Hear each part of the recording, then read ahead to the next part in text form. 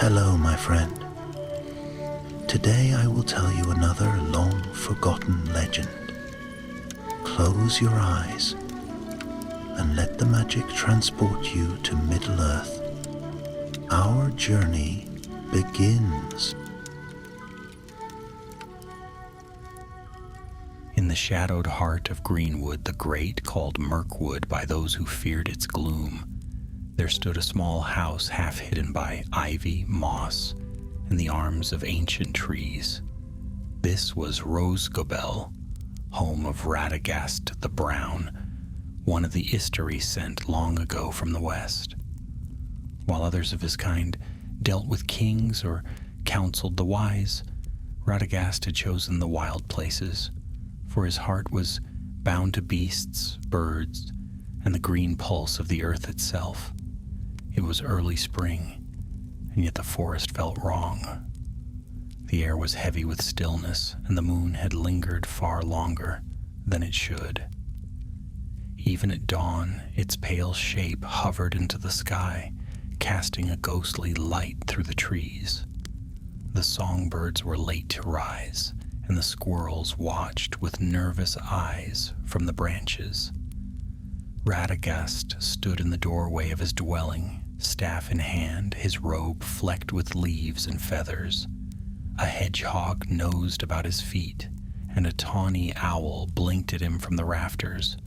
"Something is amiss, my friends," he murmured, speaking softly, as though the forest itself were listening. "The balance shifts. The moon watches when it should sleep." That night the unease deepened. Owls flew by day and would not rest. Wolves howled though there was no hunt.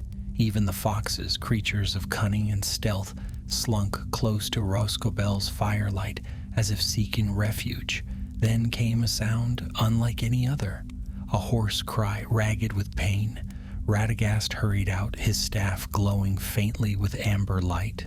From between the trees stumbled a man, a woodman of the Anduin Vale, his cloak torn and his eyes wild with terror. He collapsed at Radagast's feet. "Peace, friend," said the wizard, kneeling beside him. "What has befallen you?" The man's lips trembled as he tried to speak. "The moon," he gasped. "The moon walks in the forest. A light. It hunts us. My kin are gone. All gone." Radagast laid a gentle hand upon the man's brow, murmuring words of comfort in a tongue older than the forest itself. A faint warmth spread from his hand, easing the man's fear. "Tell me more," he said softly. "It came when the moon turned white as bone," the man whispered. "A shadow beneath its light, shaped like a beast, yet not. Its eyes burned like silver fire. It poisoned the cattle, and the land grows sick beneath its glow." Radagast's eyes darkened. "A curse," he murmured almost to himself. "Not of mortal making?" He lifted his gaze toward the east, where the pale moon hung, swollen and bright as an unblinking eye. When dawn came, it brought no warmth. The moon lingered still, and the forest's whispers were full of fear. Radagast attended the woodman's wounds, but his thoughts were elsewhere. He recalled old lore, tales of spirits bound to moonlight, of ancient Maya who once served the Valar of the heavens before being ensnared by darker powers. That evening, as he fed the man a draught brewed of athelas and sweet root, Radagast made his decision. "If the curse spreads," he said, "it will reach the Riverlands, and perhaps even the Elven King's realm. I must seek the source before it grows." He gathered what little he needed, a pouch of herbs, his staff, and a small wooden flute carved long ago in Lorien. Before he left, he turned to the creatures that watched him from every corner. "Guard the house," he told them kindly, "and do not let the darkness take root near my garden." The journey began beneath the same ghostly moon. The forest paths were silent but for the whisper of dry leaves. As he walked, Radagast felt eyes upon him, many eyes cold and bright as silver coins. By the second night, he came upon the woodman's village, or what remained of it. The huts were blackened, the ground pale as ash, not by fire but by something colder. In the center lay a pool of light, faintly shimmering though no flame burned there. When Radagast approached, the pool quivered and a shadow stirred within it. He raised his staff. "Reveal thyself." From the pool rose a shape, half mist, half moonlight, a figure of shifting silver, neither man nor beast. It whispered in a voice that echoed like wind through hollow stone. "He comes too late. The moon is ours again." Radagast thrust forth his staff, but the shadow broke apart like smoke and fled into the trees. Only silence remained and the faint echo of laughter, cold and distant.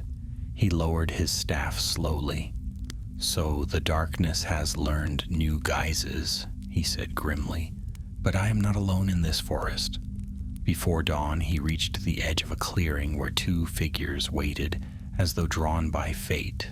A tall woodman with a broad axe at his side, and an elf maid with eyes keen as starlight. The man bowed stiffly. "I am Beowulf, son of the slain. You seek the thing that murdered my kin. I would join you." The elf inclined her head gracefully. "And I am Lerwin of Thranduil's guard. My lord bids me learn what ill befalls this wood. If you are the brown wizard, we may aid one another."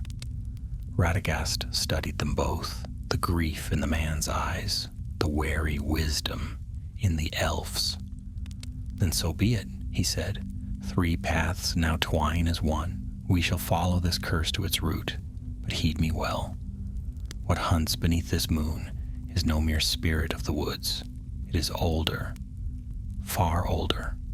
The moon hung heavy above them, watching, waiting, and far away, in the black hollow of some forgotten mound, something stirred and smiled at their resolve. The three travelers set forth at dawn, when the pale light of the strange moon still clung to the edges of the world. The forest of greenwood seemed to watch them, the trees leaning close as though to whisper warnings. Radagast walked at the front, his brown robes brushing through the undergrowth, his staff faintly aglow with earthen light. Beowulf followed with grim determination, the haft of his axe gleaming faintly beneath the ghostly glow. Lerwin moved like a shadow beside them, silent and swift, her bow ever ready in her hand. They made their way eastward, toward the Anduin's winding vales. Along the path they found strange marks, prints of beasts, yet unlike any the forest knew. The claws were long and narrow, the steps deep, as if pressed by great weight. Though no true creature could have walked thus, even the birds would not cross their trail. "The beasts avoid this place," Lerwin murmured. "No sound of wings, no cry of deer. The forest holds its breath." Radagast knelt beside one of the tracks, brushing aside the leaves. "Not beast," he said softly, "nor wraith. This is a binding of both flesh and spirit, a thing that draws strength from the light it should fear." Beowulf's hand tightened on his axe. "Then we strike it down and end this curse." "If it were so simple," said Radagast, "it would not linger. There is craft at work here, and malice old as the stars." They pressed on. The air grew colder, though the sun climbed higher. Shafts of light broke through the canopy, only to be swallowed by a dim, unnatural haze. It was as though the forest itself sickened. Moss turned gray, ferns wilted, and a faint hum filled the silence, a tone just beyond hearing, like the echo of a song long forgotten. That night they camped beside a stream whose waters shimmered with strange reflections. When Beowulf bent to drink, Lerwin seized his arm. "Do not," she warned. "Look closer." The reflection staring back from the water was not his own. It was pale and hollow-eyed, its lips moving in silence. The moment he stepped back, the image vanished. Radagast frowned deeply. "It is spreading," he said. "The curse feeds upon the living light. First moon, then water, then all that mirrors it. We must find its heart soon." They kept watch through the night. The forest slept uneasily. Strange sounds drifted on the wind, snatches of laughter, faint singing, and the rustle of unseen feet. Lerwin climbed a low ridge to scout, and when she returned, her face was pale. "There are lights among the trees," she said. "Not torches, silver flames, moving without hands to bear them." Radagast rose swiftly, staff in hand. "They have found us." Moments later, the forest came alive with pale fire. Dozens of will-o'-wisps drifted between the trunks, swirling in patterns too precise for chance. At their center moved a figure, tall and shrouded in gray mist. It glided rather than walked, its face a blur beneath the light of the lingering moon. "Stand fast," Radagast commanded, planting his staff in the earth. "Do not meet its eyes." But Beowulf had already stepped forward, fury burning in his heart. "Show yourself, spirit," he roared. "Face the son of those you murdered." The figure turned toward him, and the mists parted. For a heartbeat, a face appeared, beautiful and terrible, lit from within by cold light. Then came a cry, like the breaking of ice, and the wisps flew apart. Radagast thrust out his staff, and a ring of golden light flared around them. The shadows recoiled, hissing like water on flame. Yet one darted forward, seizing Beowulf's arm. Frost spread across his skin. He shouted, striking with his axe, and the shadow burst like mist. "Back!" cried Radagast. "They are not meant to be slain by steel." He raised his staff high, murmuring words in the ancient tongue of Yavanna. A warmth filled the clearing, the air shimmering as if touched by summer. The will-o'-wisps faltered, their glow dimming, and the gray figure vanished into the trees. When silence fell again, Beowulf sank to his knees, clutching his arm. Lerwin knelt beside him, her keen eyes filled with concern. "You are chilled," she said. "Lie still." Radagast touched the wound lightly and closed his eyes. A soft light flowed from his hand, and the frost melted away, yet his brow furrowed. "It is not gone entirely," he said. "That thing left its mark. If it is not broken soon, the chill will reach his heart." Beowulf looked up, pain etched upon his face. "Then we must end this now. Tell me where to strike, and I will see it done." Radagast stood slowly. "We seek the barrow of the moon's shadow," he said. "Long ago, when Morgoth fell, some of his servants fled east and hid their relics beneath the earth. One of these relics has awakened, a mirror that once belonged to Tilian's host, corrupted and bound to the spirit's will." Lerwin's eyes gleamed in the half-light. "A mirror of the moon," she murmured.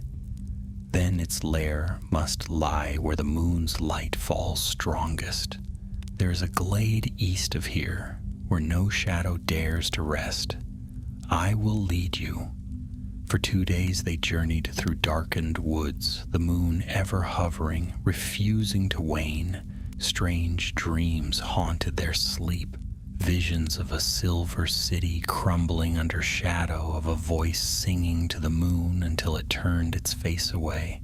Beowulf grew pale and restless, and Radagast could feel the cold of the curse deepening within him. At last they reached the glade. The trees parted to reveal a hollow ringed with stones, each carved with symbols half buried in moss. In the center lay a mound, and upon it something gleamed, a slab of polished silver unmarked by age. Even under cloud it shone with its own cold light. Radagast's heart sank. "The mirror of Lomelin," he whispered. "It should have been lost to the deeps of time." Beowulf took a step forward, but the wizard caught his arm.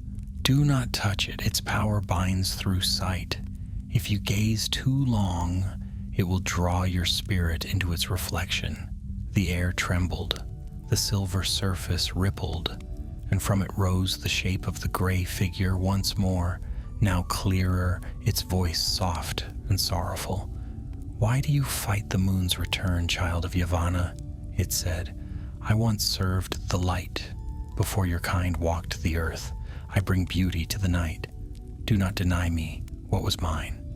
Radagast's eyes burned with pity and resolve.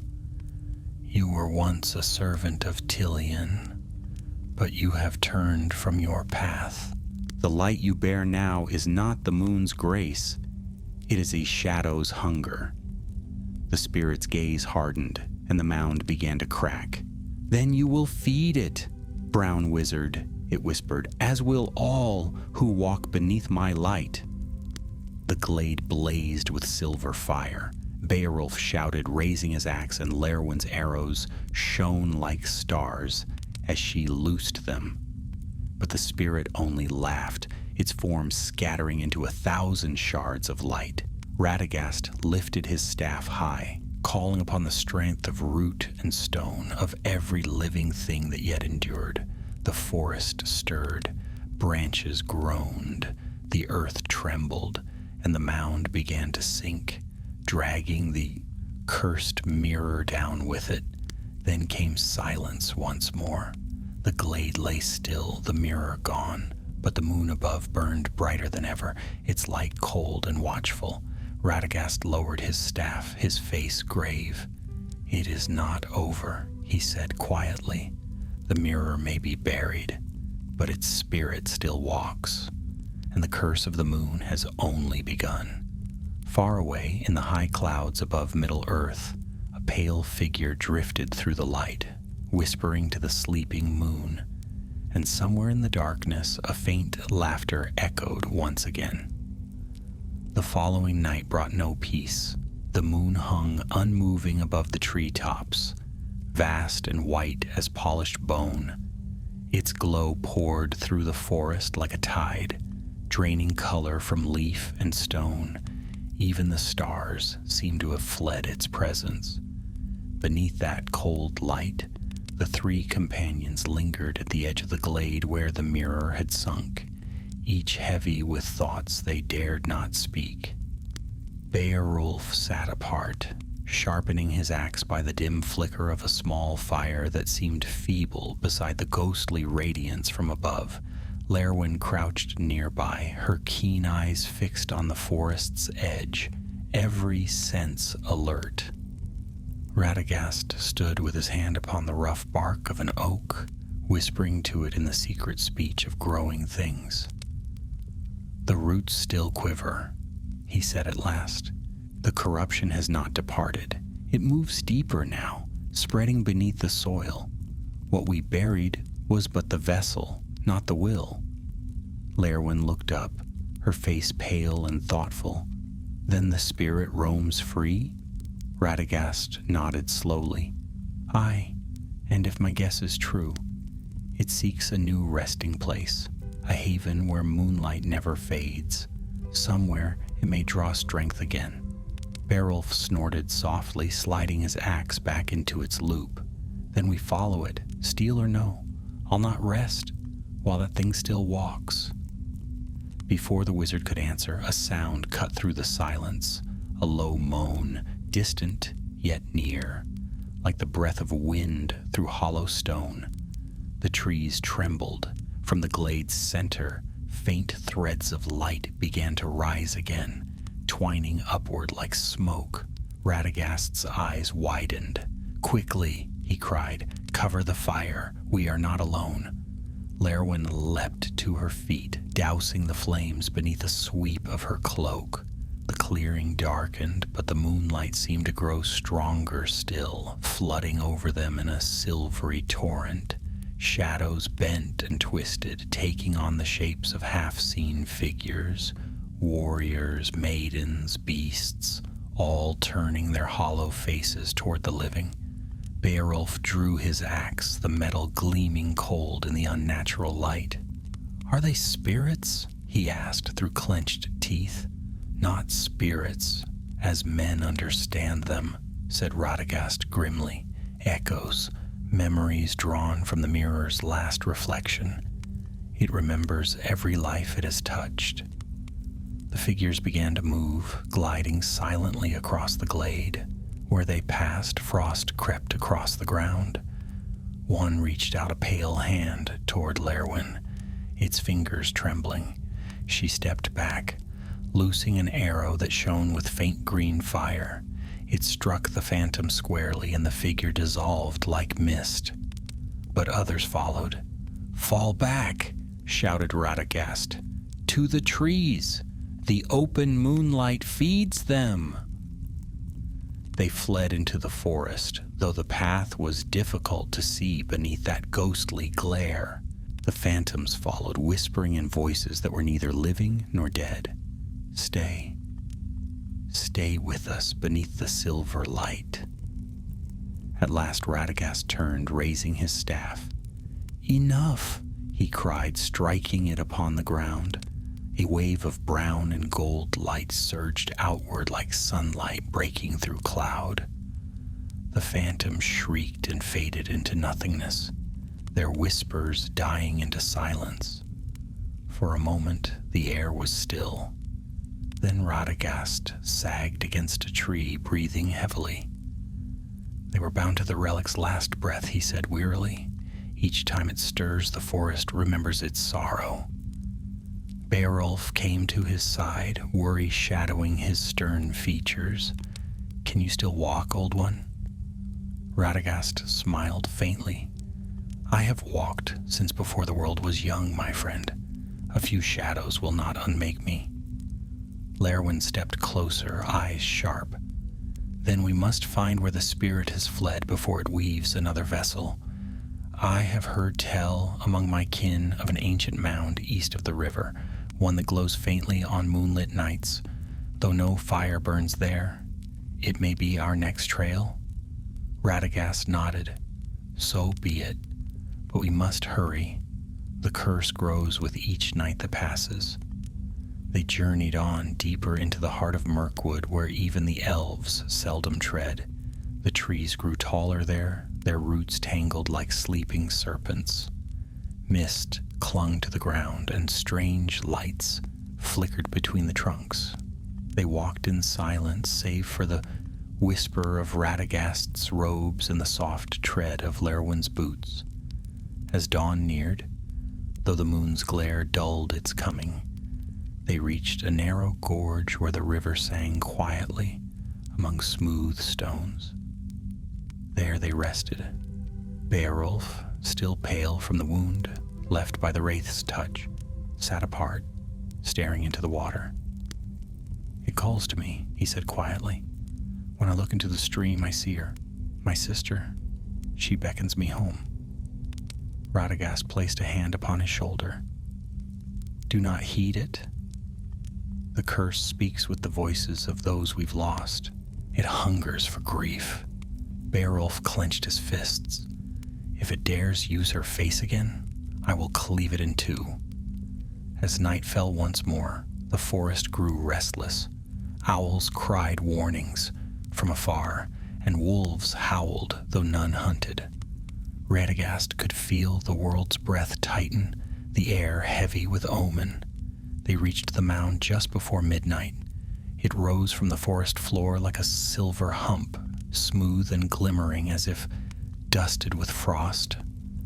Around it stood stones marked with faint runes that pulsed softly, echoing the beat of the moon above. Lerwin's voice was low. "This place feels older than the forest itself." Radagast's expression darkened. "It is older." Before the elves awoke, The servants of the Valar marked the world with signs of their passage. Some were left untended and thus corrupted. They circled the mound, wary. From its side issued a faint sighing, like breath beneath the earth. Then, without warning, the ground trembled, cracks opened in the soil, and silver mist poured out, coiling upward. Beowulf raised his axe. Here it comes. The mist thickened, and from it formed the shape of the same gray figure, but stronger now, more solid, its voice a melody of both beauty and terror. "You cannot bury the moon," it said. "Its light will always find you." Radagast stepped forward, his staff glowing like fire beneath water. "Then I will teach you to sleep, spirit of the lost light. Return to your rest and trouble this world no more." The spirit's laughter echoed across the trees, shaking the leaves. "Rest? There is no rest while the night endures. The moon's children will rise again, and your forest shall be their cradle." The ground split open fully, revealing a pit beneath the mound, a hollow chamber lined with silver stones. Within it shimmered a pool of liquid light, swirling like the reflection of the moon itself. Lerwin gasped. The mirror lives still. Radagast lifted his staff high, summoning the strength of all the growing things around them. The trees groaned, roots bursting from the soil to bind the edges of the pit. Vines whipped forward like serpents, lashing at the spirit's form. It screamed, a sound like breaking crystal. For an instant, the light dimmed. Beowulf seized the chance and hurled his axe with all his might. The blade struck the pool's center, and a shock of silver fire erupted, throwing them all to the ground. When the light faded, the pit was silent. The pool had hardened to dull stone, and the moon above had waned at last, slipping behind a veil of clouds. Lerwin rose first, her breath trembling. "Is it done?" Radagast gazed upon the silent mound. "No. The spirit is broken, but not gone. It will sleep for a time, as all dark things do. Yet its curse lingers still, in the land, in the water, and perhaps—" He looked toward Beowulf, who stood silent, eyes distant and cold. "In the hearts of those it has touched." The woodman said nothing. Only the faint reflection of moonlight glimmered in his eyes as he turned away. And though the night grew quiet far above the clouds, a single pale light still burned. It watched, patient and eternal, waiting for its time to rise once more. Dawn came at last, though its light was weak and uncertain. The forest lay hushed after the night's struggle, the mist clinging low to the ground like the memory of a dream that refused to fade. Radagast stood upon the mound, leaning upon his staff, his face grave and weary.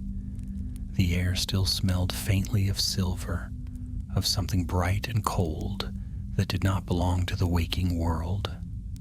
Lerwin knelt beside Beowulf, binding a cut upon his shoulder where a shard of stone had grazed him. The woodman stared at the hardened pit where the mirror had been, his jaw set. "We struck it down," he said quietly, "and yet you look as though we have lost." Radagast's eyes did not leave the east, where the first rays of sunlight touched the treetops. "A curse such as this is not so easily ended," he replied. "The spirit is banished for now, but not destroyed. Its power may slumber beneath the roots of the earth, waiting for the moon to call it again." Lerwin rose, brushing the soil from her hands. "Then let it wait in silence," she said. "We will be ready when it wakes." The wizard smiled faintly, though there was little joy in it. "Perhaps, but the forest must heal first. I can feel its pain, the trees tremble still." He walked among them as he spoke, touching bark and leaf, murmuring soft words in an ancient tongue. Slowly, a hint of color returned to the ferns.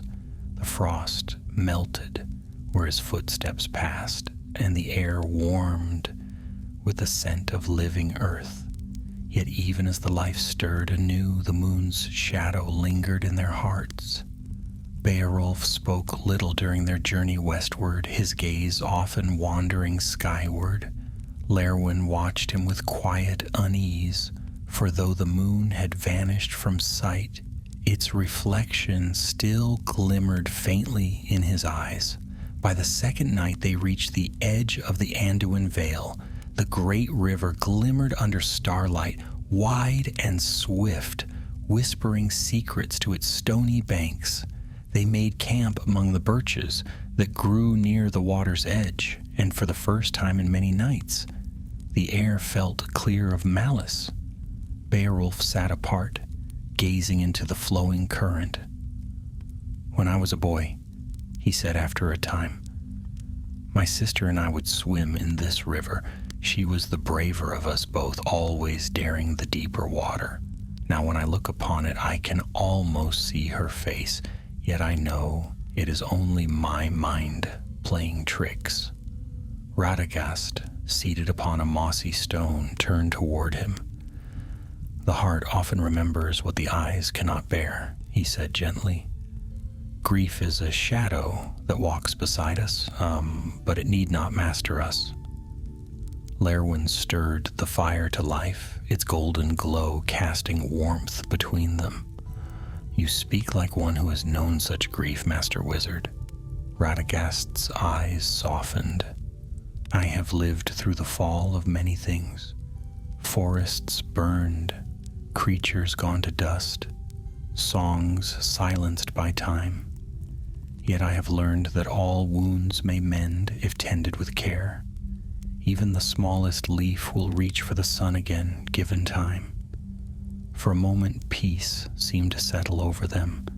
The river murmured softly, the fire crackled, and an owl called from somewhere far away. But then came a ripple in the water, a flash of pale light beneath the surface. Lerwin was the first to notice. "Do you see that?" she whispered.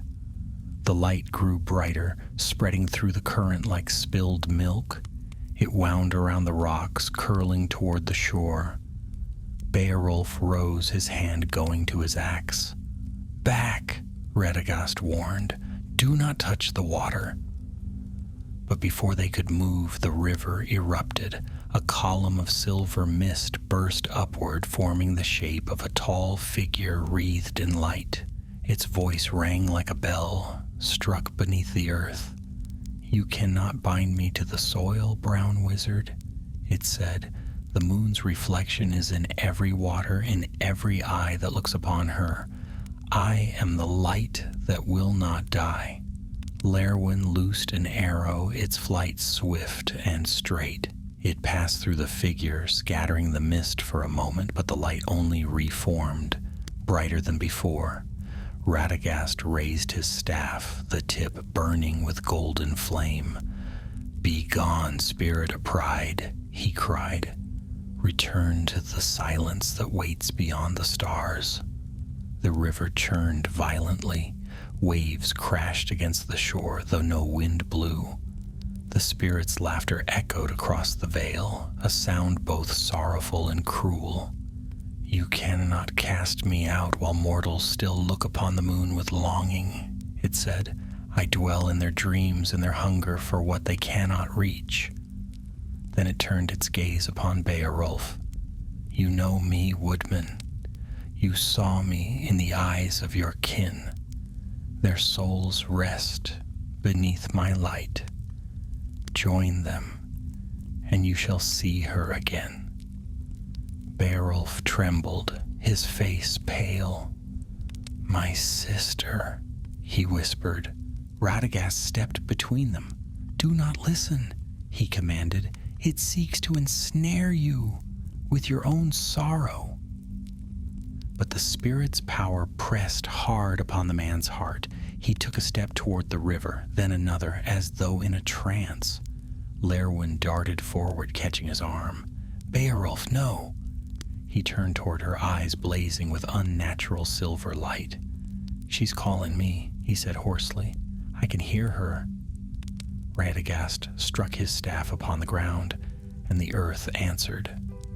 Roots tore from the soil, coiling around Beowulf's legs, holding him fast. The spirit howled, its light flaring in fury. You would bind me again? It cried. Then feel what it is to be bound. The river surged upward, a torrent of light and shadow, wrapping around Radagast like living chains. The wizard struggled, his staff blazing brighter and brighter until its glow rivaled the moon itself. Lerwin, he shouted, the crystal from my satchel, throw it into the current. Without hesitation, she snatched the small pouch from his side, finding within a single shard of amber that pulsed with warm, golden light.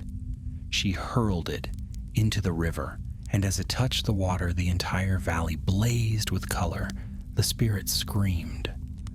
The silver light faltered, twisting into darkness, and then, with a sound like shattering glass, it was gone. The river calmed. The glow faded. Radagast sank to his knees, breathing hard. It is sealed again, he said, voice trembling. For now. Beowulf fell to the ground, the silver light leaving his eyes. Lerwin knelt beside him, relief flooding her features. He will live, she said softly. Radagast nodded, staring into the now dark waters. But the spirit has learned our strength. It will not sleep long. He lifted his gaze to the sky. The moon had not yet risen, but its pale glow touched the horizon. And when it wakes again, he murmured, it will come not for me, but for the hearts of men. The night grew still once more. The three companions sat in silence by the river, each lost in thought. The curse of the moon had been driven back, yet its shadow lingered unseen, waiting in the quiet places of the world. And far above, beyond sight and cloud, the pale face of the moon began to rise once more, unchanged, unpitying, and full of ancient light. The night that followed was restless. The river whispered uneasily, and the wind carried with it the sound of distant wings. Radagast sat apart from his companions, his gaze fixed upon the sky where the moon now hung, a mere crescent, yet gleaming with a sharp, cold light. His thoughts were heavy. The spirit had spoken truth in part. The moon's reflection was in all waters, and its memory in every heart. Such a curse could never be destroyed entirely. It could only be contained, kept from devouring the living world. Lerwin slept lightly, her bow beside her hand, while Beowulf lay motionless near the fire. The man's breathing was steady, but his dreams were troubled. From time to time, his fingers twitched, as though grasping for something unseen. Radagast could sense the lingering touch of the spirit within him, the faint shimmer of moonlight that had not yet faded from his soul. Before dawn, the wizard rose and walked down to the river bank. The waters were calm now, though a faint silver gleam still ran through their depths. He touched the surface lightly with his staff and murmured a blessing in the tongue of the Valor.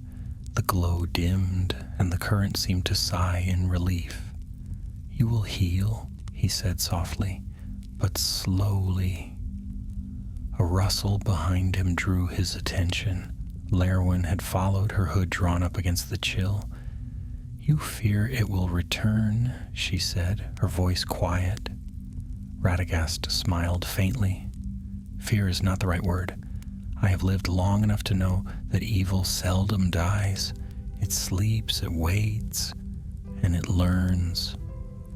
The elf's keen eyes searched his face. And yet you fight it still. As do all who love the living world, he answered simply. That is our burden and our purpose.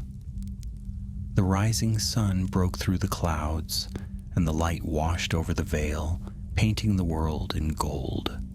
For a brief time, all seemed peaceful, but even as they broke their fast and prepared to journey onward, Radagast felt the unease in his bones, the sense that something unseen still watched from afar. They followed the river northward, where the land rose into green hills. Villages dotted the slopes, though many homes lay abandoned. The people had fled, leaving behind their fields untended and their hearths cold. At one such settlement, the companions paused to rest. Beowulf entered the first cottage warily, his axe in hand. "Empty?" he said, glancing around. "No signs of struggle? They left in haste?" Radagast examined the hearth, where ashes still lingered. "The curse frightened them," he murmured. "Perhaps some saw the moon's fire and thought the world ending." Lerwin knelt beside a shattered bowl, tracing the pattern of dust upon the floor. "Or perhaps not all who left did so willingly," she said softly. Outside, the wind stirred the grass, and a faint howl echoed across the hills. The sound was distant, yet it chilled the blood. Wolves, perhaps, or something worse. They moved on, unwilling to linger. That night, as they camped in a sheltered hollow, the moon rose full once more, vast and terrible. It lit the world with blinding silver, and every shadow seemed alive. Beowulf stared at it for a long time, his expression unreadable. "Do you think it watches us?" he asked at last. Radagast looked up. "The moon watches all," he said, "but this one's light is no longer pure. A stain lies upon it, faint yet spreading. I fear the spirit is not only bound to earth, it has touched the heavens as well." Lerwin's gaze followed his. Can such a thing be undone? The wizard's silence was answer enough. They slept little. Strange dreams plagued them all. Lerwin dreamed of silver roots twisting through the ground, of trees turning to pale glass beneath a ghostly light. Beowulf saw his village burning beneath a moon that wept molten tears. Radagast dreamed of the sea, vast and dark, where the reflection of the moon shivered like a living thing. At dawn, Beowulf was gone. Lerwin woke first, her sharp senses quick to notice the absence. His bedroll lay empty, his axe missing. Tracks led away from the camp, down toward the river. She roused Radagast at once. "He could not have gone far," she said, though worry tinged her voice. Radagast's face was grave. "He walks in the spirit's shadow. It may have called to him again." They followed swiftly, their path winding through thickets of alder and fern. The air grew colder and the forest dim despite the rising sun. Soon they heard it, the murmur of a voice carried upon the wind. It was Beowulf's voice, soft and filled with longing. "I see you," he murmured. "Wait for me, my sister. I am coming." They found him standing upon the riverbank, staring into the water. The reflection that gazed back was not his own. It was the face of a woman, pale and smiling, her hair flowing like strands of moonlight. "Beowulf!" Radagast cried, "Step away!" But the man did not move. The reflection reached out, and the river began to glow once more. Lerwin moved without hesitation. She leapt forward, catching Beowulf's shoulder and dragging him back.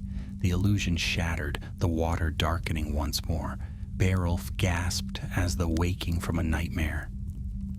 What happened?" he stammered. "The spirit seeks a vessel," said Radagast. "It would use your grief as its doorway. You must not look upon its reflection again." Beowulf sank to his knees, trembling. "I am sorry. I thought I heard her voice." "You did," the wizard said softly, "but not as you remember it." They made camp again that night, but none slept.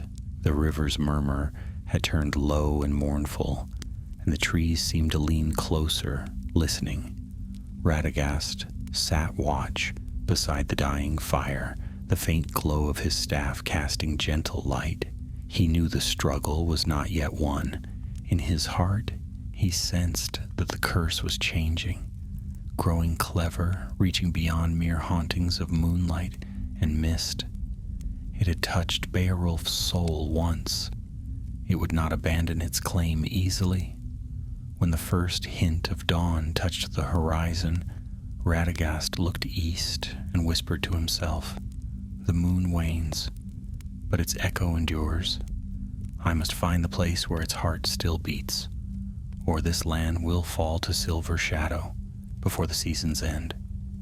Lerwin stirred, rising to stand beside him. "Then we go east?" she asked. He nodded slowly. "Yes, to the Gladden fields, where the waters are deep and old. If the spirit hides anywhere in this world, it will be there." Behind them, the pale moon sank at last, beyond the trees, leaving the sky washed clean with the promise of morning. But its fading light did not bring comfort, for the forest was silent and the birds did not sing. And in the dark depths of the river, unseen by mortal eyes, a sliver of silver light drifted with the current, waiting to be born anew. For 3 days they journeyed eastward through the low vales where the Anduin spread wide, and the air hung heavy with mist from the river. Spring had come in name only. The trees were bare still, and the ground beneath their feet felt cold and lifeless. The curse had touched this place too. Radagast could feel it. The pulse of the land weakened, the whisper of roots subdued. Lerwin walked ahead, her keen eyes watchful for any sign of danger, though she saw little save for the pale shimmer of dew that clung to every blade of grass like frost. Beowulf followed in silence. The man had grown gaunt, his strength fading as though some unseen weight pressed upon his spirit. Often his gaze wandered skyward to where the thin veil of daylight could not quite banish the ghost of the moon. Radagast watched him with quiet worry. He had seen many mortal hearts falter under lesser burdens. The spirit's touch lingered within Beowulf like a seed waiting to bloom, and the wizard knew the time was against them. By the 4th evening, they reached the Gladden fields, a wide marshland glimmering faintly beneath the half-grown light of the moon. Reeds whispered in the wind, and pools of dark water stretched far and still. It was a lonely, sorrowful place, where the river slowed before sweeping south toward the lands of men. "This is where Isildur perished," Lerwin murmured as they stood upon a rise overlooking the marsh. "Long ago, when the world was still young." Radagast nodded gravely. "Aye, blood once stained these waters, and the memory of death lingers. Such places draw the restless like a beacon." Beowulf looked upon the expanse with unease. "You believe the spirit hides here?" "I do," said Radagast. "The moon's reflection lies heavy on these waters, and sorrow clings to every shadow. If the curse yet breathes, we shall find its heart here." They descended into the marsh as twilight deepened. The air grew thick with the scent of water and moss. The reeds brushed their legs, whispering secrets in the wind.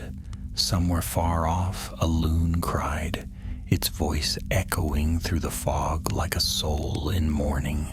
Lerwin led the way along the firmest ground she could find, though the earth squelched beneath their boots. The mist thickened until even the stars were lost.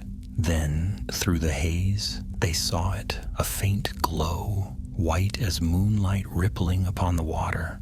Radagast raised his staff. "Stay close," he whispered. They waded forward, the water reaching their knees. The glow brightened until it seemed the very mist burned with cold light. And then they saw it. a mirror of silver. Half buried in the mire, its surface unmarred despite the passing of ages. Around it grew lilies of pale gold, their petals open though no sun touched them. Lerwin's voice trembled. Another relic? Radagast's expression hardened. Nay, the same. The spirit has found its vessel again. The water rippled. A low hum filled the air, growing louder until it became a mournful song. From the mirror's surface rose a figure draped in mist, the same gray spirit that had haunted them since Rosgobel. Its voice carried through the fog like the tolling of a bell. "You return, meddler of beasts," it said. "You bury what cannot die, and still the moonlight finds its way through your hands." Radagast planted his staff into the earth. "You have no place in this world," he said. "Your time was ended when the first music ceased. Return to the dark beyond the stars where all fallen light must go." The spirit laughed, a sound like breaking ice. "I am of the moon's making. I am its sorrow, its endless gaze upon a world that turns away. You cannot banish longing, wizard. You cannot silence the cry of the night." The marsh began to churn. Water bubbled and frothed as pale shapes rose from the depths. Figures of men and women, their faces pale and still. Lerwin's eyes widened. "The dead," she breathed. "The ones who fell here?" Radagast's heart clenched. The fallen of Isildur's host, their rest disturbed by the curse's song. Beowulf raised his axe, fear and anger warring within him. "Then I shall grant them rest again," he roared, striding forward, but the spirit's voice cut through the night. "Come closer. Child of grief, you are mine already. One step, and you shall be free of pain." Beowulf froze. The silver gleam returned to his eyes. Lerwin called to him, but he did not hear. He waded deeper toward the mirror. Radagast thrust his staff forward, and the air split with a crack of thunder.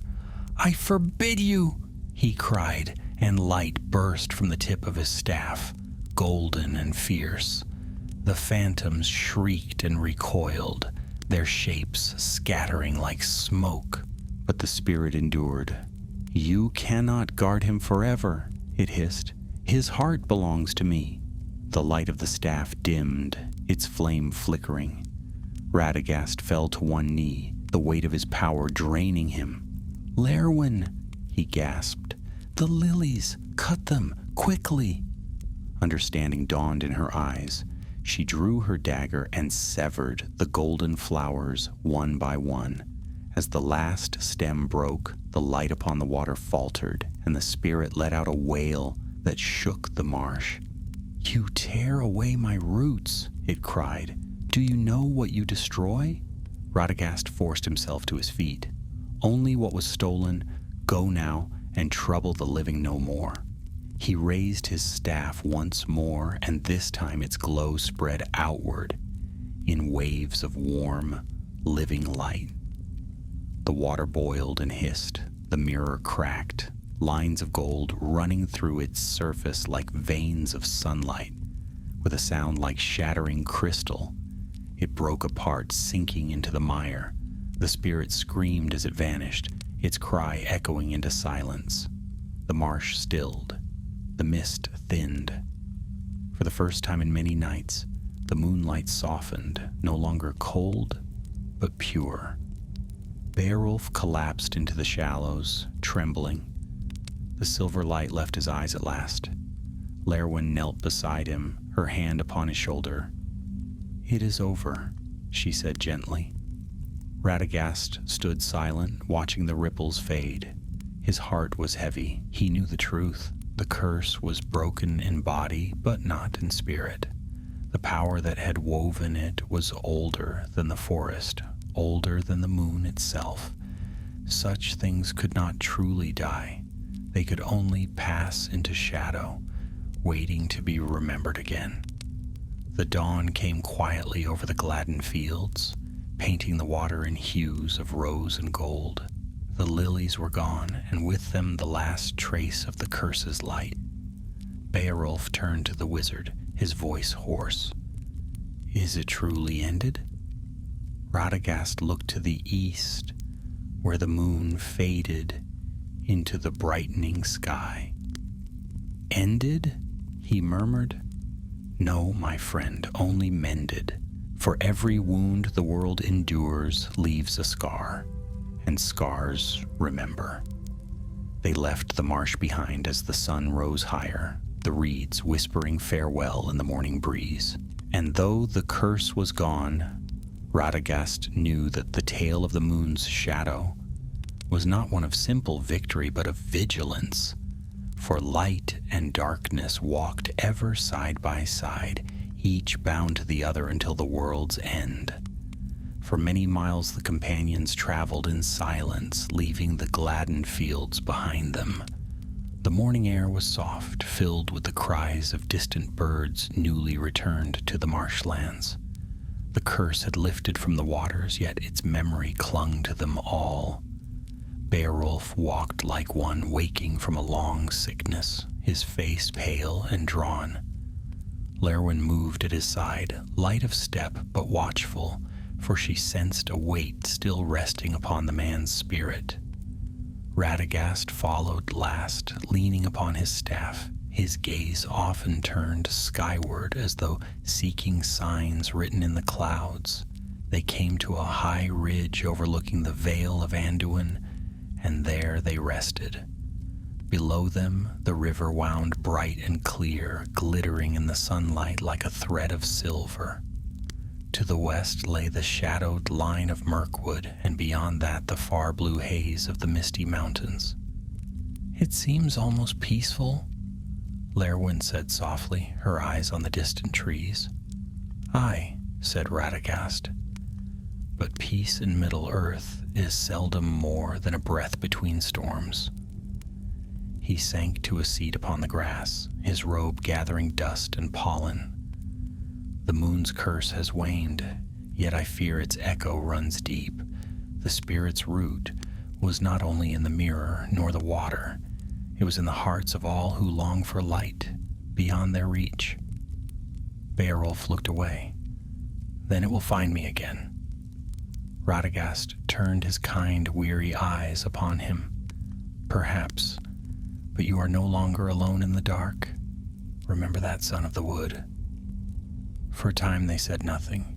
The wind carried the scent of pine and river weed, and the hum of bees rose faintly from the meadow. Yet there was unease in the quiet, a tremor beneath the calm, as if the land itself waited. That night they camped near the river's bend. The moon had not risen, and the stars shone clear above them. Radagast wandered from the fire, drawn by a strange stirring in the air. He felt the faint tremor of wings, and an owl swooped silently to perch upon his shoulder. "Ah, my friend," the wizard murmured, "have you brought tidings?" The owl gave a low hoot and nipped gently at his ear, then fluttered to a nearby branch. Radagast listened, his brow furrowing. When he returned to the camp, Lerwin looked up from her watch. "You heard something?" she said. "Indeed," he replied. "The beasts of the forest speak of unrest to the north. The moon's light stirs strange creatures there, wolves that do not sleep and deer that walk by day with eyes of fire. I had hoped the curse's reach ended with the mirror, but..." He sighed. "Darkness spreads more swiftly than it is healed." Beowulf stirred but did not rise. "Then we go north," he said quietly. "If the curse has taken root again, I'll not have it grow while my kin still dwell in these woods." Lerwin's eyes met Radagast's, and the wizard nodded. "So be it. We follow the Anduin until it bends toward the greenwood's edge. Whatever awaits there, we shall face it together." Their path took them through rolling meadows and stands of birch. For days they walked beneath fair weather, and though their hearts were heavy, the sunlight gave them strength. In time the land began to change. The grass grew sparse, the air colder. Clouds gathered thick across the sky, veiling the stars by night and dimming the days to gray. On the 5th evening, as they neared the northern borders of the Vale, they found signs of passage, hoof prints deep in the mud, though no horses roamed this far, claw marks gouged into tree trunks, and once the remains of a stag, its body pale as frost, its eyes open and shining like coins of moonlight. Lerwin knelt beside it, her face grim. "This is no work of wolves." Radagast touched the beast's brow and shuddered. "The moon's hunger," he whispered, "it feeds again." They made camp that night within a thicket of firs. The forest was restless, even the wind seemed to avoid it. Beowulf sat apart, his axe laid across his knees, staring into the fire. Lerwin spoke softly to Radagast. "He is fading. The curse lingers in him still." "I know," said the wizard. "Its shadow clings to his spirit, but if we can find its source, we may yet free him completely."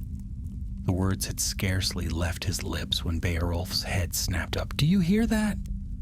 A faint howl drifted through the trees, not of any natural wolf, but something deeper, almost human. More followed, echoing from every direction. Radagast rose swiftly. "Stay close." Shapes moved in the darkness, tall, lean, and silent. Their eyes glowed with pale fire, and their fur gleamed silver beneath the faint light that filtered through the clouds. One stepped forward, its form shifting as it walked, until what stood before them was neither wolf nor man, but something between. "Moonspawn," Radagast murmured. "The spirit's brood." The creature bared its fangs. "You cannot banish her light," it hissed. "It lives in us now, in every shadow that longs to shine." Beowulf leapt to his feet with a roar and swung his axe. The blow cleaved through the creature's chest, yet no blood flowed. Instead, silver mist poured from the wound. The beast only laughed, its voice cold and hollow. Lerwin's arrows flew swift and true, striking the creatures one after another, but each wound only spilled more mist. They moved like ghosts, closing in from all sides. Radagast raised his staff high, its head flaring with amber flame. "Yavanna's breath be upon you," he cried. The earth answered, roots tearing free to form a ring about the camp. The creatures shrieked as the living wood coiled around them, binding their limbs. One broke free, leaping straight at the wizard. Beowulf met it mid-stride, his axe striking its neck. The beast fell, and for a moment, the silver light left its eyes. In its place was the face of a man, young, weary, and frightened. "Help me," it whispered before turning to dust. Beowulf stepped back, shaken. "They were men once," he said hoarsely. "Aye," said Radagast, sorrow in his voice. "Twisted by the moon's curse, it takes what is mortal and remakes it in longing's image. These were your kindred, perhaps, woodmen, hunters, drawn to the light that promised peace. When dawn came, the beasts were gone.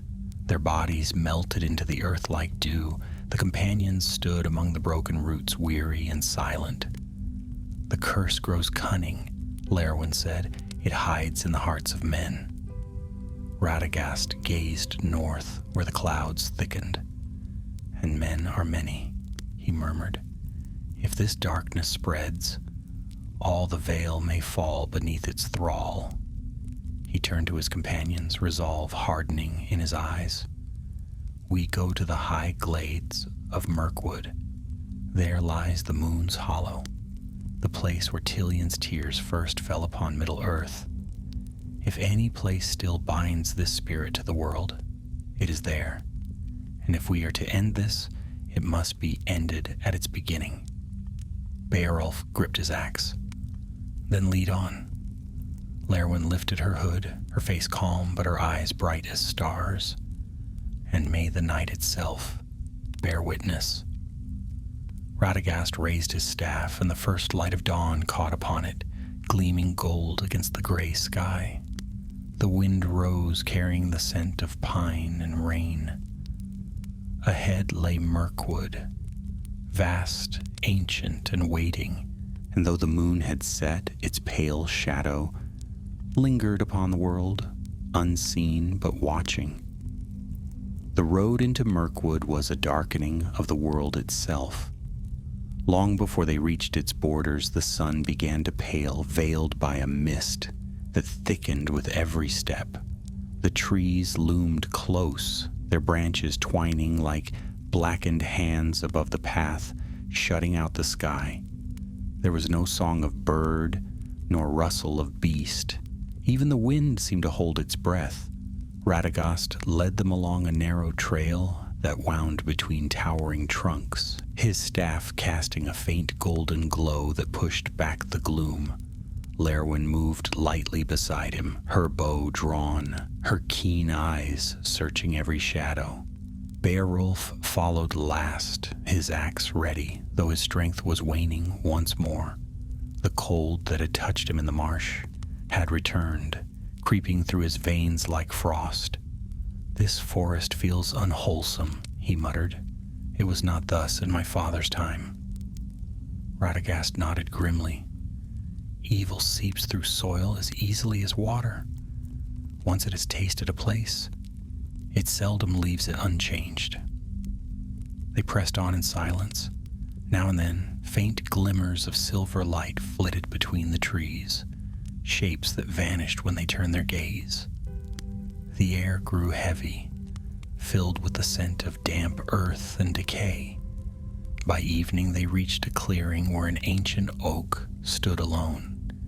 Its trunk was hollowed, split by lightning long ago, yet it lived still, its branches hung with moss and small white flowers that glowed faintly in the dimness. Radagast laid a hand upon its bark. "This tree is old beyond reckoning," he said softly. "It remembers when the stars were first kindled. Here, perhaps, we may rest." Lerwin glanced at him, uncertain. "Can even such a place guard us from what hunts us?" "For a time," he answered. "The roots of the world still whisper here." They made camp beneath the oak's sheltering limbs. The air was chill, and their fire burned low, for the wood of Mirkwood did not take kindly to flame. The faint light of the blossoms above them shimmered like moonlight, though softer and kinder. Beowulf sat close to the fire, his eyes fixed upon its embers. "Do you think," he asked quietly, "that the spirit truly came from the moon? That it was once a servant of the Valar?" Radagast's gaze grew distant. "There were many in the elder days who served the lights of the heavens. Not all remained true.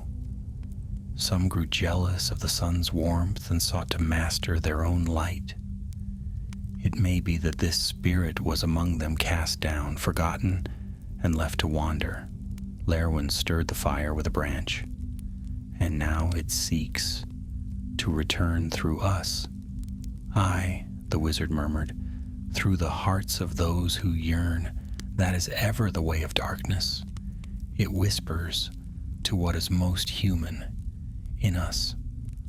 A long silence followed. The forest was utterly still, save for the crackle of the fire and the faint rustle of leaves high above. Then came a sound, soft but clear, a note of music, distant yet near, like the voice of a harp played beneath the moon. Lerwin rose, her hand on her bow. "Did you hear that?" Radagast stood, his staff lifting. "It comes from the north. The hollow calls to us." Even as he spoke, the blossoms above began to tremble. Their light dimmed, and a cold wind swept through the clearing.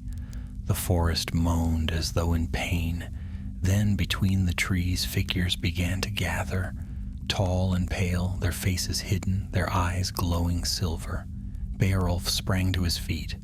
Not again! Radagast lifted his staff, but the light barely pierced the gloom. The figures moved closer, silent and graceful, until they formed a ring around the clearing. One stepped forward, its voice low and melodic. "You should not have come," it said. "This is hallowed ground, sealed by the moon's sorrow. Leave while your hearts are still your own." Radagast faced it calmly. "We come not to defile, but to heal. The curse that festers here must be ended." The figure tilted its head. "Ended? Foolish wizard, you would break what you do not understand. The moon's light is not evil, it is truth. It reveals all that hides from day. Why should mortals fear to see themselves clearly?" "The light that blinds is no truth," Radagast answered. "Only the sun and stars may give such grace. You were bound long ago for a reason. Your sight is a poison that devours what it touches." A hiss rippled through the circle, and the pale forms drew nearer. Beowulf stepped forward, his axe blazing with reflected firelight. "Then come and taste the steel of men." Before they could strike, Lerwin loosed an arrow. It passed through the nearest figure, and for an instant its face appeared, a woman's visage, sorrowful and proud. Then it dissolved into mist. The clearing erupted in chaos. The pale beings surged forward, their hands like blades of light. Beowulf swung his axe in wide arcs, each blow cleaving shadow and leaving trails of silver vapor. Lerwin moved like wind, her arrows flashing, her hair bright beneath the dim glow. Radagast planted his staff and cried aloud words of power that shook the ground. From the roots of the oak burst tendrils of living wood, curling and twisting, striking at the attackers. The forest itself seemed to awaken, but the enemy was many. For each spirit cast down, two rose in its place. Their whispers filled the air, weaving a song of despair. Beowulf faltered, clutching his chest, his face pale. "Lerwin!" Radagast cried. "Get him to the tree. Its heart still beats with life." She dragged Beowulf toward the oak's hollow. The wizard struck his staff against the ground once more, and golden light poured forth, driving the shadows back for a breath. "Begone!" he shouted. "You are but reflections, echoes of a false moon. Your master's song is broken." The spirits wailed. The light of the blossoms flared suddenly bright, casting the clearing in brilliance. One by one, the pale forms dissolved, their voices fading into the distance. When the silence returned, it was heavy and complete. Radagast fell to one knee, his strength nearly spent. The oak's glow dimmed once more, but the air felt lighter, cleaner. Lerwin knelt beside Beowulf. His eyes were closed, his breathing shallow. "He is burning with fever," she whispered. Radagast placed a trembling hand upon the man's brow. "The curse still clings to him. The spirit sought his heart as its vessel. Only in the hollow can it be severed entirely." Lerwin's gaze was steady. "Then we go there at once." The wizard nodded, rising slowly. "The way will not be easy. The hollow lies deep in the forest's heart, where moonlight never fades. There, the spirit waits for us, and it will not rest until one of us bears its light forever." They broke camp before dawn. The oak watched them go, its blossoms dim yet still alive, and the forest whispered behind them as they passed. Ahead, through the gloom, a faint silver glow began to rise, a light that did not belong to sun or star. The path led ever downward, toward that glow, toward the hollow, where the curse of the moon had first taken root. And though the way was dark, Radagast walked on, his heart set against fear, for he knew that all light, however false, must one day face the truth of the dawn. They came at last to the heart of Mirkwood, where no light of day had touched for an age. The air was thick and still, heavy with the scent of damp soil and ancient decay. Great trees, older than kingdoms, towered overhead, gnarled trunks clothed in moss, their roots like coiled serpents sinking into the black earth. A faint luminescence glowed between them, neither sunlight nor firelight, but a pale, ceaseless gleam that seemed to breathe with the forest itself. Radagast led the way, his staff a beacon of warm amber amidst the cold glow. Behind him came Lerwin, silent and alert, her bow unstrung but ready. Beowulf followed last, his steps uneven. His face was drawn and shadowed, sweat glimmering upon his brow, though the air was chill. The sickness had deepened. The curse gnawed at him unseen, whispering in his mind. "The hollow is near," Radagast said quietly, his voice almost lost amid the stillness. "Do you feel it? The air grows thinner, as if the world itself holds its breath." Lerwin nodded, though her eyes betrayed unease. "The trees here are awake. They listen to us." "They listen," the wizard murmured, "and they remember." They pressed on until the trees began to thin, and before them opened a vast, hollow glade, perfectly round, its floor smooth as polished stone. In the center stood a pool of water, black as glass, yet glowing faintly with inner light. Around it countless pale flowers grew in rings, their petals shimmering with a soft silver hue. Above the glade, the branches of the trees arched high and intertwined, forming a dome through which a single ray of moonlight fell, piercing the darkness like a spear. "This is it," Radagast said, his voice low. "The moon's hollow." Beowulf stared at the pool. "It looks peaceful enough," he said, though his voice trembled. Radagast shook his head. "Do not trust what you see. Here the curse sleeps, but it dreams, and dreams have power." Lerwin moved closer to the pool's edge, her steps light as a shadow. The surface of the water was utterly still, reflecting her face with perfect clarity. Yet as she gazed, the reflection changed. It smiled, though she did not, its eyes bright with cold light. Startled, she stepped back, and the image vanished. "The reflection mocks the soul," Radagast said gravely. "Do not look into it. The spirit uses memory and desire to ensnare." They circled the pool carefully, searching for the heart of the enchantment. The flowers swayed, though no wind stirred them, releasing a faint, sweet fragrance that filled the air. Beowulf swayed, his eyes half-lidded. "It calls to me," he murmured. "She calls to me again." Radagast turned sharply. "Beowulf, stay with us!" But the man did not answer. His gaze was fixed on the water, where now another image had formed. A woman's face, pale and beautiful, her hair flowing like moonlight. She beckoned, her voice soft as rain. "Come home, my brother," she whispered. "You are weary. Lay down your burden." Lerwin darted forward, seizing his arm. "It is not her. Do not listen." He wrenched free, his strength sudden and terrible. "You do not know her. You cannot know what I lost." With a cry, he stepped into the pool. The water did not ripple. It accepted him silently, swallowing him whole. Lerwin lunged after him, but Radagast caught her wrist. "No, if you follow, it will take you too." She struggled against his grip, fury and grief blazing in her eyes. "We cannot leave him." Radagast's face was grim. "We shall not, but we must face it in its own realm now. The hollow has claimed him, and through him the spirit will rise."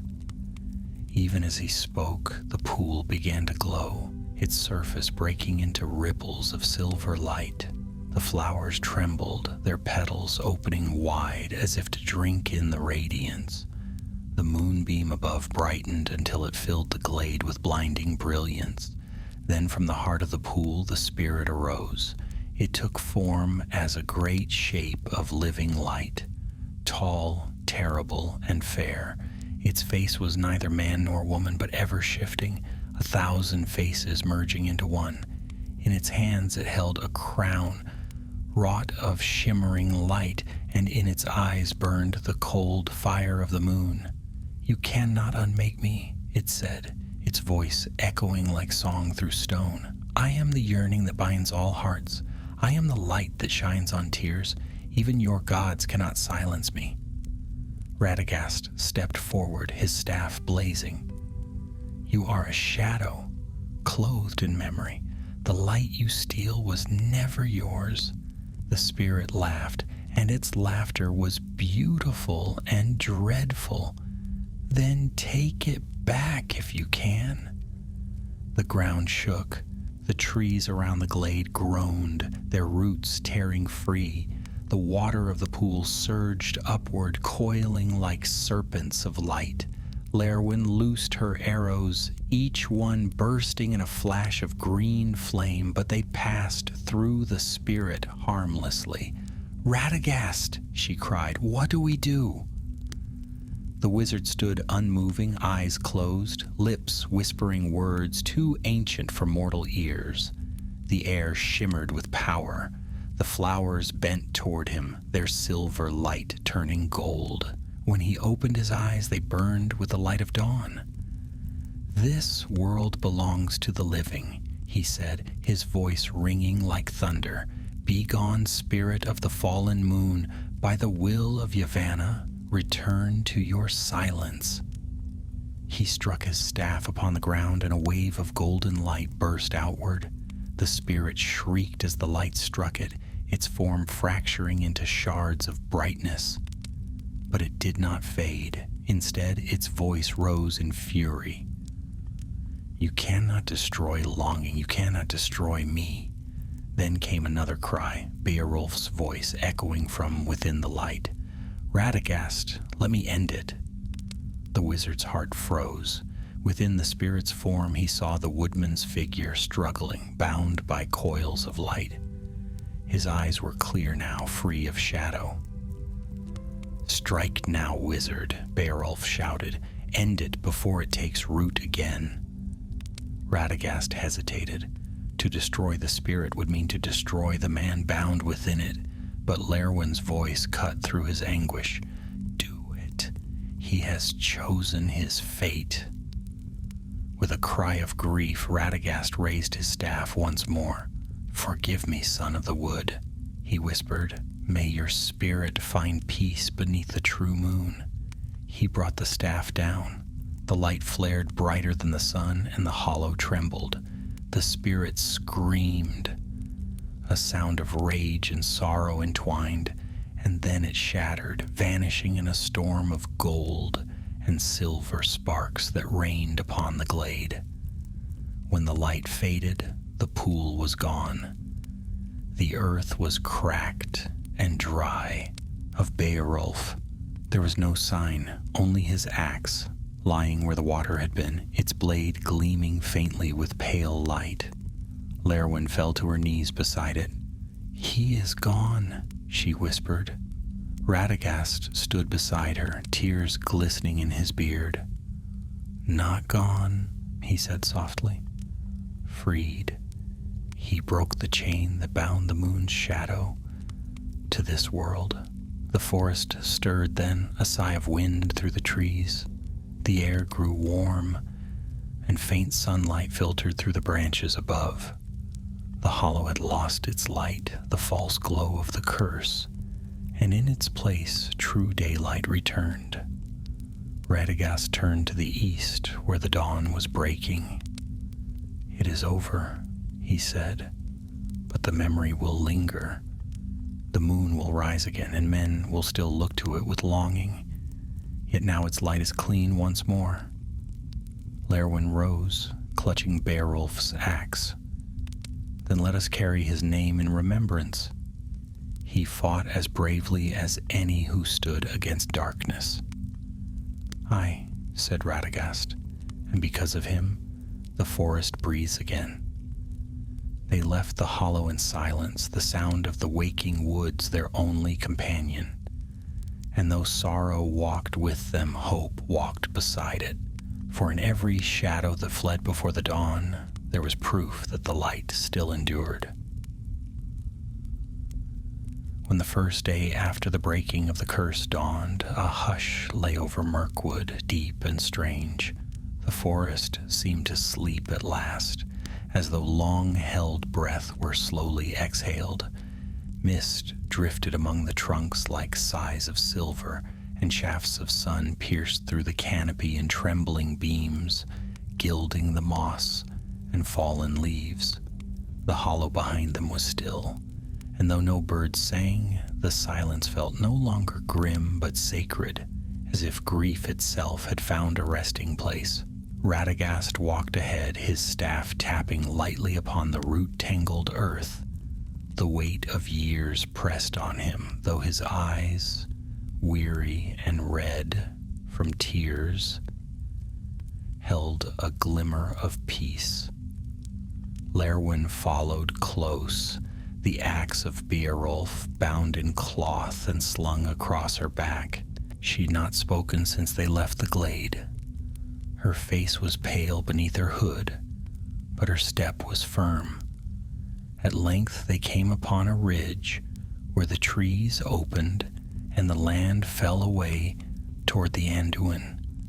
There they halted, for from that high place the forest stretched before them like a sea, green, vast, and now touched with sunlight. The air was clean, washed of its shadow, and from far below came the faint cry of hawks wheeling above the river. Radagast stood long in silence, his gaze wandering over the world he loved. "The wound is healing," he said softly, "but it will take time. The land remembers sorrow even when the curse is gone." Lerwin laid a hand upon the axe. "And what of him?" "He has returned to the song," said the wizard. "The great music that shapes all things. His part is ended, but its echo will linger, as all noble deeds do." A single tear escaped her eye, though she smiled faintly. "Then the forest owes its life to a mortal of humble birth. There is honor in that." Radagast inclined his head. "Even the smallest heart may bear the weight of great deeds. It is not always the mighty who stand between darkness and light." They began the long descent toward the river. As they went, Radagast spoke softly to the birds that now stirred once more in the branches, to the deer that peered from the undergrowth, and to the trees that groaned as though waking from a heavy dream. The forest answered him. Where his feet touched, the moss grew greener, and faint music hummed in the leaves. By the time they reached the river's edge, night had fallen again. The moon rose high above the water, pale but no longer cruel. Its light danced upon the current like silver fireflies, and its reflection trembled and broke upon the ripples. Radagast stood watching it for a long time, his staff clasped before him. "Lerwin," he said at last, "what do you see when you look upon it now?" She tilted her head, her eyes fixed on the shining disk above. "Not sorrow," she said, "nor fear, only beauty, and perhaps a little sadness that such beauty can fall so easily to shadow." "Aye," the wizard murmured, "the moon is as the hearts of living things, bright yet ever touched by change. It wanes, it waxes, and even in darkness it is not lost." The river lapped gently at their feet. From somewhere far away came the soft hoot of an owl. For the first time in many nights, the sound brought Radagast comfort rather than warning. They crossed the Anduin by an old ford, and beyond its banks they came upon the lands of the woodmen. Smoke rose from newly kindled fires, and voices echoed faintly through the still air. Life had returned. When they entered the nearest village, the people came forth in wonder, for they had thought the brown wizard lost to the wilds long ago. "Master Radagast," cried an old woman, bowing low, "the sickness has lifted. The beasts no longer die beneath the moon, and the children sleep without fear." Radagast smiled kindly. "The forest heals itself when its people love it well. Keep to your ways of care, and do not stray too far from the wisdom of the earth." Then they saw the axe that Lerwin bore, wrapped in its cloth. Word passed swiftly, and before the fire of the village hall the elders gathered. Lerwin stood before them, her bearing noble despite her weariness. "This belonged to Beowulf, your kinsman," she said. "He gave his life to free your lands from the moon's curse. Let his name be remembered among you." An elder took the axe with reverent hands and bowed deeply. "It shall hang in this hall," he said, "until the ending of days. His courage will not be forgotten." That night they feasted, and though their hearts were heavy, there was laughter amid the tears. The tales of the moon's shadow would be told for generations. The tale of the woodman who defied the light that blinded, of the elf who walked beside him, and the brown wizard who spoke to beasts and trees. Yet when dawn came, Radagast could not linger. He stood upon the threshold of the forest once more, his staff in hand. Lerwin joined him there, her cloak drawn close, her eyes thoughtful. "You will go back to Rosgobel?" she said. "Aye," he answered. "My work is not yet done. The land needs tending, and I must speak with the eagles, for I would know whether the moon's light has changed beyond our sight." "And I," said Lerwin, "will return to my king to tell him what befell. The elven king must know that the shadow was broken not by crown or sword, but by the heart of a mortal man." Radagast smiled. "He will listen to you, for your words carry truth. Farewell, Lerwin of the Greenwood. May the stars light your path, and may the moon remember mercy when it looks upon you." She inclined her head, her gaze soft. "Farewell, Radagast the Brown. If ever darkness stirs again in these woods, I will come when you call." They parted there beneath the sighing trees. Lerwin turned east, her figure fading like mist among the trunks, while Radagast took the road southward. The creatures of the forest followed him, hares and foxes, owls and squirrels, until at last he came again to Rosgobel. His house stood unchanged, ivy-clad and quiet. The birds who had fled during the curse returned to his eaves, and the air was sweet once more. He stepped across the threshold, laid his staff beside the door, and sank into his chair by the hearth. For a long while he sat in silence, listening to the crackle of the fire. At length he smiled and spoke softly to himself. "So ends the curse of the moon. Yet the tale will not die. It will pass from tongue to tongue, from song to song, until even I am forgotten. And that is as it should be." Outside, the wind rustled through the trees. The night deepened, and the moon rose high above the eaves, pale and gentle, no longer a watcher of sorrow, but a guardian of dreams.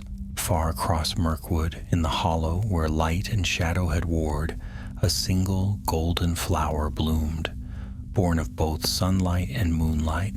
Its petals glimmered faintly in the dark, neither silver nor gold, but something between, and though no hand would ever pluck it, its fragrance drifted on the night wind, sweet and enduring, a remembrance of what was lost and what was won. And so, under the watchful eyes of stars, the forest slept, at peace once more.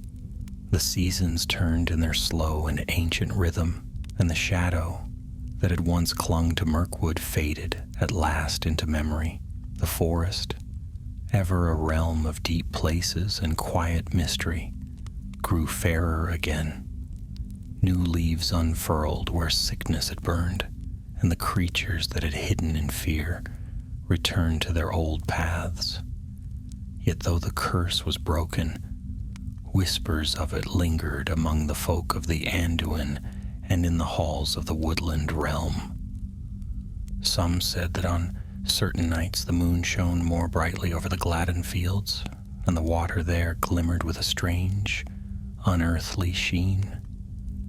But the people no longer feared it.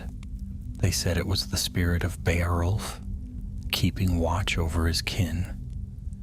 Radagast remained in Roscobel, his life quiet but never idle. The seasons to him were old friends, each bringing its own song and labor. The spring was filled with the hum of bees and the cry of fledglings. Summer saw him wandering beneath the green eaves, speaking to the trees. Autumn brought harvest and the laughter of nearby villages. And winter, though silent, brought him peace beside his fire. Yet he often thought of the Hollow and of those who had walked with him into the heart of that ancient curse. Beowulf, the steadfast son of the wood, Lerwin, bright and fierce as starlight. He would sometimes take up his staff and wander eastward to the edge of Mirkwood, where the trees thinned and the world opened toward the river. There he would look out across the lands they had saved, and the memories would come to him like wind through the reeds. It was upon such a morning, pale with dawn, that he stood by the Anduin once more. Mist drifted low upon the water, and the moon, waning now, hung faintly in the west. He leaned upon his staff and listened to the gentle murmur of the current. "You are quieter now," he said softly, speaking as though to the river itself. "No more of that cruel light that sought to bind all things. Beowulf's courage freed you from that chain. Yet I wonder, did the spirit truly perish, or has it found a kinder form?" The river made no answer, but a fish leapt, breaking the surface in a brief flash of silver, and Radagast smiled. "So be it. Let the light that once brought fear now bring only wonder." When he turned back toward the forest, he found Lerwin waiting there. Time had not touched her as it did men. Her face was still fair and ageless, though her eyes held the quiet of many years. She wore a cloak of green and silver, and at her side hung a slender blade wrought with leaves of elven make. "Radagast," she said, bowing her head slightly in greeting. "My dear Lerwin," said the wizard warmly, "it has been long since you graced these woods. Do the halls of Thranduil grow weary of your counsel?" She smiled faintly. "Never weary, though the Elven King is ever restless. He sent me southward to look upon the forest's healing and to bear him word of what I found. It seems his trust was not misplaced." "Aye," said Radagast, "the green wood is well again, the trees hum softly, and the beasts walk without fear. Even the night feels gentle now." Lerwin's gaze turned toward the sky, where the pale edge of the moon lingered. "And yet," she said softly, "there is something in that light I cannot forget. It is fair, but also mournful, as if it remembers the shadow that once dwelt within it." "Perhaps it does," said Radagast. "All light remembers its darkness, but remembrance is not the same as bondage." They walked together along the river bank, speaking little. The sound of the flowing water and the sigh of leaves filled the spaces between their words. After a time, Lerwin said, "The tale of Beowulf has reached the northern glades. The elves sing of him now. A mortal, yes, but one whose heart burned with a light no curse could claim. I thought you would wish to know." Radagast's eyes brightened with both sorrow and pride. "Then he lives still, in song. That is the truest immortality any of us may hope for."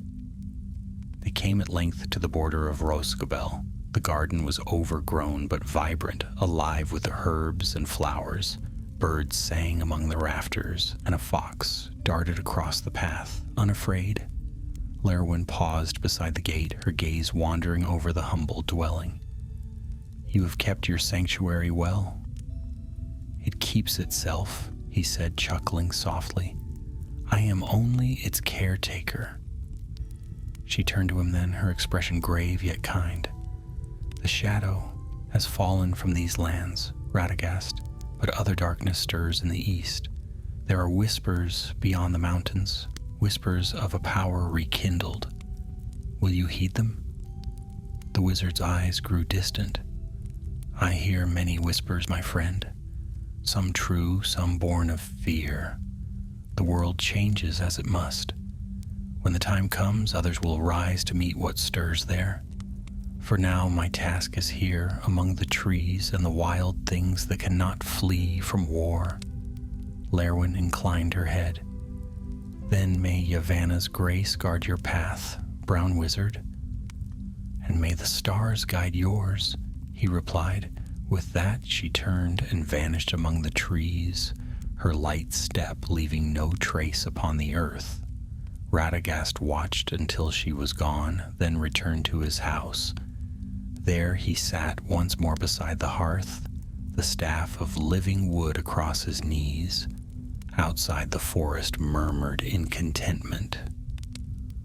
A rabbit thumped softly near the door. Sparrows flitted through the rafters.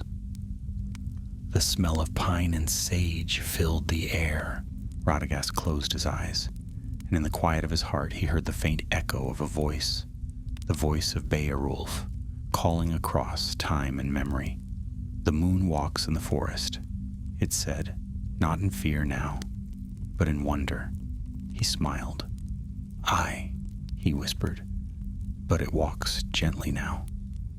The night deepened. The moon climbed high, serene and pale. Its light spilled through the windows of Rosgobel, painting the floor with silver. Somewhere far away, deep within the hollow, that single golden flower still bloomed, its petals open to the sky. Around it, the forest whispered of renewal and of endings that were also beginnings, and so the tale of the curse of the moon came to its close, not in darkness, but in quiet light. The curse was broken, the forest healed, and those who had walked through shadow carried within them the memory of what they had saved. In ages yet to come, when the world had changed beyond remembrance, and the names of wizard, elf, and man had faded into legend, the moon would still rise over the greenwood. Its light would fall upon the river and the trees, and the wind would carry faint echoes of that old story, a story of courage, sacrifice, and the humble wisdom of one who loved all living things. And though the world would move ever onward, the peace born of that night would remain bright and steadfast, like moonlight upon still water, unbroken, enduring, and eternal.